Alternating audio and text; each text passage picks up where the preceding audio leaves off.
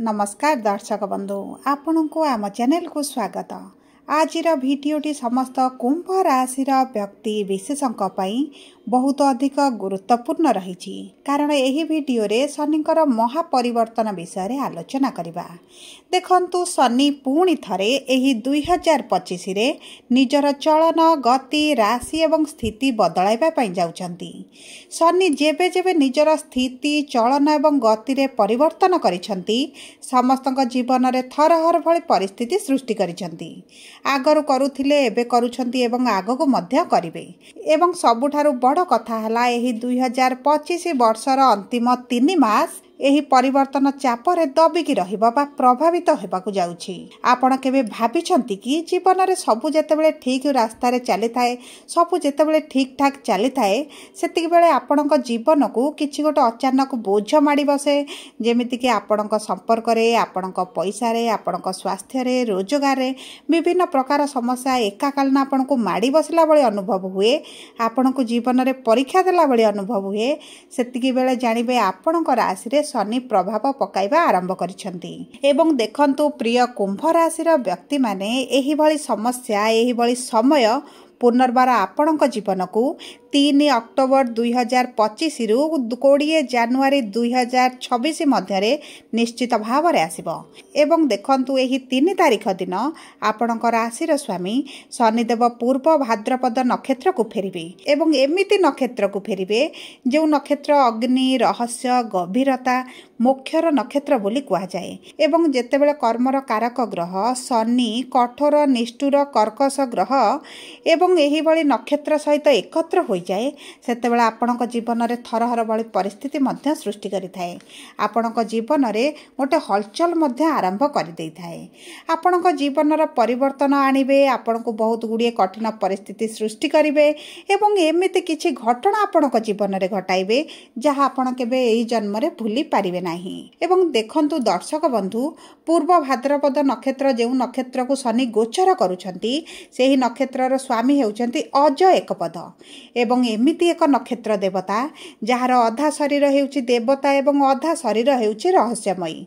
तेणु करी एही समय हमकु सिखाई देब जे जीवन रे चमक धमक साज सज्जा नुहे बरं निजकु देख निज शक्ति को जान एवं निज भितरे जो भय अंधकार रहिची ताकु आलोक को आण। एवं जेतेबेले शनि एही नक्षत्र को आसंती सेतेबेले आपणक जीवन रे समस्त अधूरा काम प्रेम संपर्क जहाँ आपण बहुत दिन पछरे छाड़ी आग को बढ़ी जाइछंती सेही सब गुडी का पूरा करबा को आरंभ करिवे।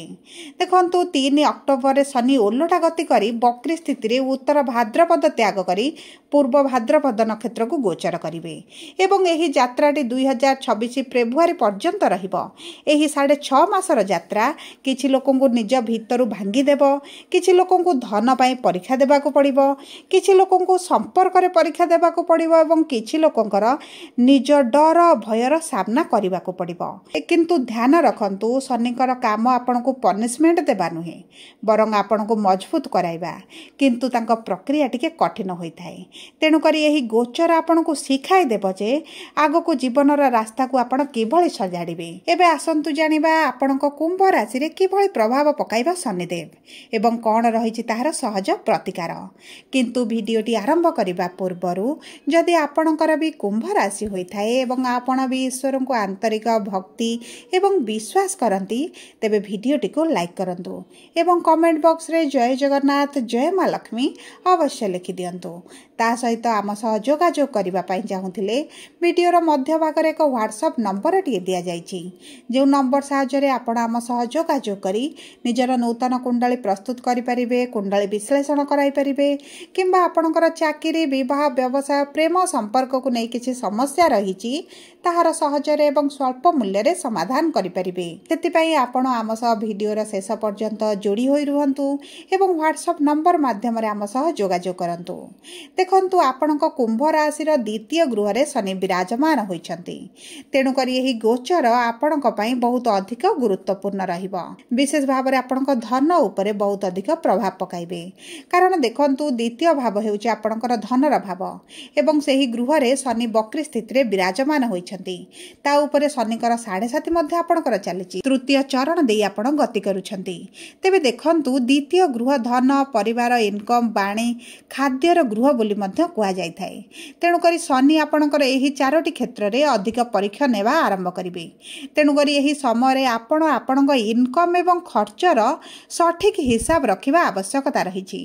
କାରଣ ଦେଖନ୍ତୁ ଆପଣ ଯଦି ଧନକୁ ଟଙ୍କାକୁ ନେଇ ଅଧିକ ସିରିୟସ୍ ନ ହେବେ, ସମ୍ମାନ ନ ଦେବେ ଏବଂ ଧନ ଖର୍ଚ୍ଚ କରିବା ପ୍ରତି ଆପଣ ଯଦି ଡିସିପ୍ଲିନ୍ ନ ହେବେ ଏବଂ ତାହା ସହିତ ଆପଣ ଯଦି ଆପଣଙ୍କ ସେଭିଂକୁ ନ ବଢ଼ାଇବେ, ତେବେ ଆପଣଙ୍କ ଜୀବନରେ ଅର୍ଥର ଅଭାବ ସେହିଭଳି ଭାବରେ ଆଗକୁ ଲାଗି ରହିବ। ଯଦି ଆପଣ ଇମୋସନାଲ ହୋଇ ଅଧିକ ଖର୍ଚ୍ଚ କରିଚାଲନ୍ତି, ତେବେ ନିଶ୍ଚିତ ଭାବରେ ଆପଣ ସମସ୍ୟାରେ ପଡ଼ିବେ, ଅର୍ଥର ଅଭାବରେ ପଡ଼ିବେ। କାରଣ ଶନି ଆପଣଙ୍କର ଅର୍ଥର ଅଭାବ ବଢ଼ାଇବା ଆରମ୍ଭ କରିବେ। ଅର୍ଥ ରୋଜଗାର ଆପଣଙ୍କର କମାଇ ଦେବେ, ଯାହାଫଳରେ ଆପଣ ଜାଣିବେ ଅର୍ଥର ମୂଲ୍ୟ କ'ଣ, ଅଭାବ କ'ଣ ରହିଥାଏ ଏବଂ ଟଙ୍କା ପାଇଁ ଆପଣଙ୍କୁ କେତେ ସଂଘର୍ଷ କରିବାକୁ ପଡ଼ିଥାଏ। ସେଥିପାଇଁ ଏହି ସମୟରେ ଆପଣଙ୍କ ବଦ ଖର୍ଚ୍ଚକୁ କମ୍ କରନ୍ତୁ, ନିଜ ଆବଶ୍ୟକତା ଅନୁସାରେ ଖର୍ଚ୍ଚ କରନ୍ତୁ। ତା ସହିତ ଆପଣଙ୍କର ସେଭିଂ ଏଇଥିପାଇଁ ବଢ଼ାନ୍ତୁ ଯେ କାରଣ ଶନି ଆପଣଙ୍କ ଜୀବନରେ କିଛି ଅଚାନକ ଖର୍ଚ୍ଚ ମଧ୍ୟ କରାଇପାରନ୍ତି। ସେଥିପାଇଁ ଆପଣଙ୍କୁ ଅଧିକ ପ୍ରିପେୟାର ରହିବାକୁ ପାଇଁ ପଡ଼ିବ।